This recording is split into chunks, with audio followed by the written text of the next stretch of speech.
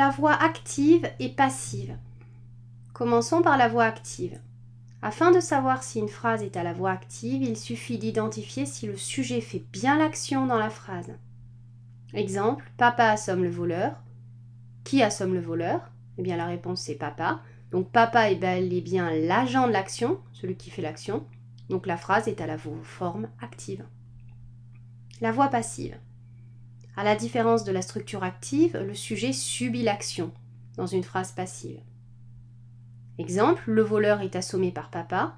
Qui est assommé par papa? Eh bien c'est le voleur.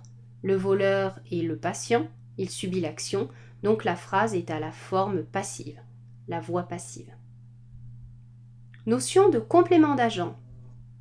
Lorsque l'on parle de voix dans la langue française, mais aussi de forme, c'est la même chose, on parle forcément de complément d'agent.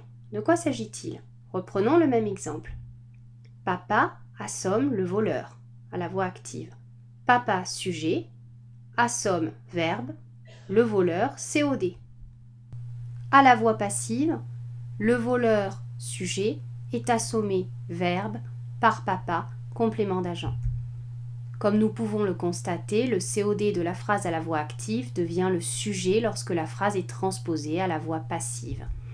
Le sujet, quant à lui, devient complément d'agent et se reconnaît par la préposition par qui l'introduit. Dans la majorité des cas, on utilise la préposition par pour le complément d'agent. Par contre, il arrive quelquefois qu'on utilise de à la place de par, souvent par souci de sonorité ou par respect des règles syntaxiques. Exemple, voix active, tous les enfants détestent les épinards de la cantine. Voix passive, les épinards de la cantine sont détestés de tous les enfants. De tous les enfants est un complément d'agent. Dans certains cas, le complément d'agent n'est pas mentionné dans la phrase à la voix passive. Exemple, les ouvriers effectuent des travaux, voix active. Voix passive, des travaux sont effectués. La phrase ne sonne pas très bien si l'on rajoute le complément d'agent par les ouvriers. Cela semble logique que les travaux sont effectués par des ouvriers. Variation des verbes lors de la transformation d'une phrase active en phrase passive. Alors, en fait, on peut exprimer la même idée de deux façons différentes. Voici ce qui se passe quand on transforme une phrase à la voix active en phrase à la voix passive. Le COD devient le sujet devient un complément d'agent et le verbe adopte une forme composée en utilisant l'auxiliaire être, ce qui implique des accords au niveau des participes passés. Exemple, le bébé déchire le livre, donne le livre est déchiré par le bébé. Le bébé sujet devient complément d'agent. Le verbe déchire devient est déchiré. Le livre COD devient sujet. Déchire, verbe avec une seule forme, devient est déchiré, c'est-à-dire l'auxiliaire être plus le participe passé du verbe. Lors de la transformation, des variations sont constatées au niveau du verbe, mais le temps de départ est respecté. En d'autres termes, si le verbe de la phrase active est au présent, la phrase passive obtenue sera au temps présent, et c'est bien sûr valable pour tous les temps. Cela dit, le même temps exigera une forme verbale de plus.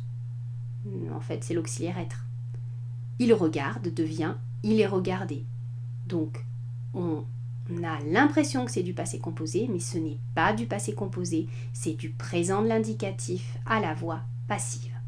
Voici quelques exemples. Prenons la phrase « Pierre mange une mangue ». Au présent, eh bien on la met au présent, mais à la voix passive, ça donne la mangue est mangée par Pierre, avec accord manger et puisque le sujet est mangue et qu'on a l'auxiliaire être. À l'imparfait, mangeait devient était mangé. Au passé composé, a mangé devient a été mangé. Au passé simple, mangea devient fut mangé. Au futur simple, mangera devient sera mangé. Au conditionnel présent, aurait mangé devient aurait été mangé. Et au futur antérieur, aura mangé devient aura été mangé. On remarque ici que le temps est préservé dans les deux phrases, mais la seule différence, c'est l'accord du participe passé constaté dans la forme passive en raison de la présence de l'auxiliaire être. Et ce dernier marque que le sujet subit l'action.